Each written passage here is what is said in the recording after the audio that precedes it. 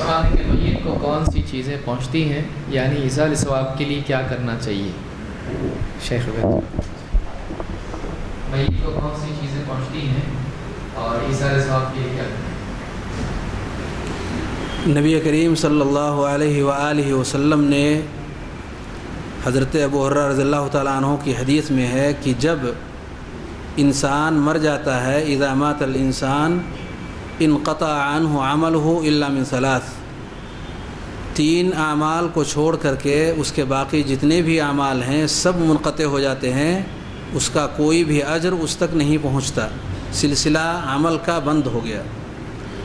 3 قسم کی چیزیں نبی کریم صلی اللہ علیہ وسلم نے ذکر کی ہیں، جن میں سے صدقہ جاریہ ہے جو اس نے اپنے پیچھے چھوڑا، یا وہ علم جس سے لوگ فائدہ اٹھا رہے ہیں، یا اس کا اپنا بچہ جو اس کے لیے دعا کر رہا ہے۔ یہ 3 چیزوں کو نبی کریم صلی اللہ علیہ وآلہ وسلم نے ذکر کیا کہ اگر یہ سلسلہ جاری ہے تو اس کا اجر، اس کا ثواب میت کو اس کے مرنے کے بعد بھی پہنچتا رہے گا۔ اس حدیث میں 3 چیزوں کا نبی کریم صلی اللہ علیہ وسلم نے ذکر کیا ہے۔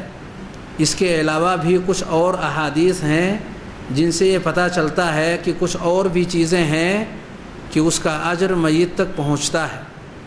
جیسے کہ ایک عورت نے نبی کریم صلی اللہ علیہ وآلہ وسلم سے پوچھا کہ میری ماں کا انتقال ہو گیا، اگر وہ کچھ بولتی، اگر وہ کچھ کہتی تو صدقہ کرنے کے لیے کہتی، تو کیا میں اس کی طرف سے اگر صدقہ کروں تو اس کو اس کا اجر ملے گا؟ آپ نے فرمایا ہاں۔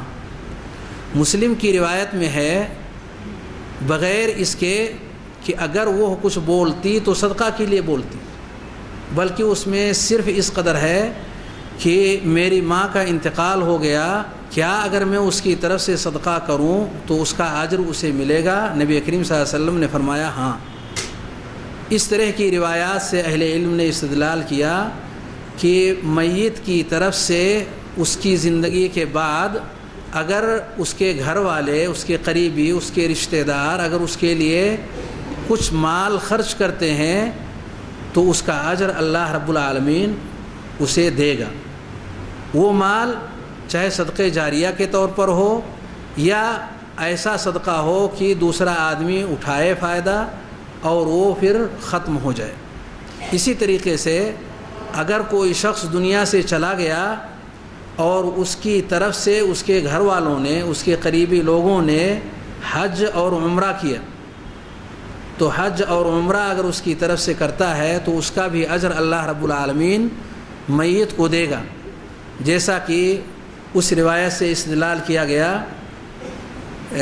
کہ ایک شخص نے کہا لبیک عن شبرمہ، کہ شبرمہ کی طرف سے میں حج یا عمرہ کر رہا ہوں۔ آپ کے پوچھنے پر پتہ چلا کہ وہ کوئی قریبی شخص ہے، اس شخص کا یا اس کا بھائی ہے، اس کی طرف سے وہ کر رہا ہے۔ کہا آپ نے اپنی طرف سے کیا؟ کہا نہیں، کہا پہلے اپنی طرف سے کرو پھر ان کی طرف سے کرنا۔ اس میں نبی کریم صلی اللہ علیہ وسلم نے یہ تفصیل نہیں ذکر کی کہ آیا وہ شخص زندہ ہے یا دنیا سے جا چکا ہے۔